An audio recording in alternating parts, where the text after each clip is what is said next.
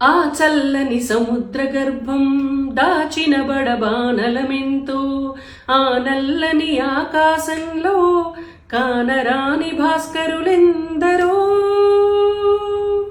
ఆ చల్లని సముద్ర గర్భం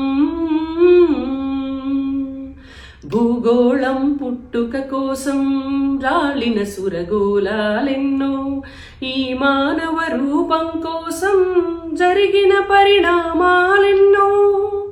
ఒక రాజును గెలిపించుటలో ఒరిగిన నరకంఠాలెన్నో, గాయపడిన కవి హృదయంలో రాయబడని కావ్యాలెన్నో. గాయపడిన కవి హృదయంలో రాయబడని కావ్యాలెన్నో. ఆ చల్లని సముద్ర గర్భం.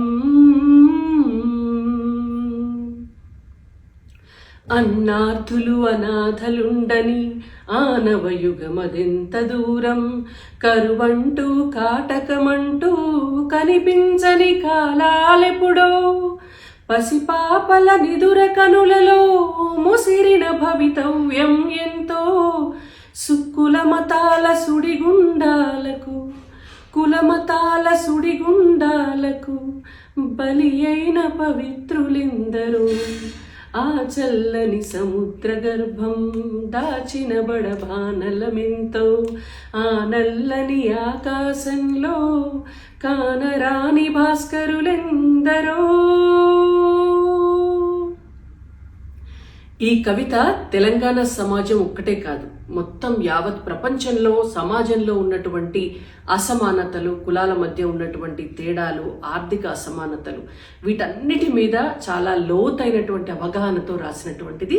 ఇది దాశరథి కృష్ణమాచార్యుల వారు, మా ఓరుగల్లు బిడ్డ, తెలంగాణ గడ్డ గర్వించే గొప్ప కవి. వారు రాసినటువంటి కవిత. ఈరోజు వారి వర్ధంతి. వారు నా తెలంగాణ కోటి రతనాల వీణ అని గుండె మీద చేయి వేసుకొని ఆనాడు నిజాం ప్రభువుకి ఎదురొడ్డి పోరాడి ఈ తెలంగాణ విముక్తి కోసం పోరాటం చేసినటువంటి గొప్ప ఉద్యమకారుడు. అటువంటి గొప్ప కవి, ఉద్యమకారుణ్ణి తలుచుకోవాల్సినటువంటి బాధ్యత మనందరిది. కాబట్టి వారి వర్ధంతిని పురస్కరించుకొని ఇదే దాశరథి కృష్ణమాచార్యుల వారికి నా నివాళి.